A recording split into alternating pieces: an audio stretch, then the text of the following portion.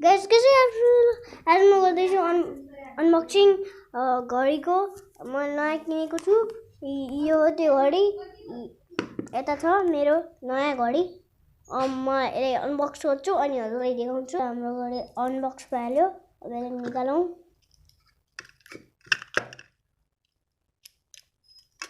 लगाइयो घडी किनिसकेको हो यसमा टाइम सेट गर्न र अलार्म लगाउन डेट एन्ड टाइम सेट गर्न म हजुरलाई सिकाउँछु नेक्स्ट भिडियोमा यसलाई लगाएर हेरौँ। एउटा कुरा भन्न त म बिर्सिहालेँ यसमा यो पनि दिएछ अनि यसमा यो म्यानुअल पनि दिएछ डब्बा गाइस मैले हेरिसकेँ यस्तो देखिँदैछ गाइस भन्नु होला कस्तो देखिँदैछ कति राम्रो छ मलाई कमेन्टमा भन्नु होला यो घडी राम्रो छ कि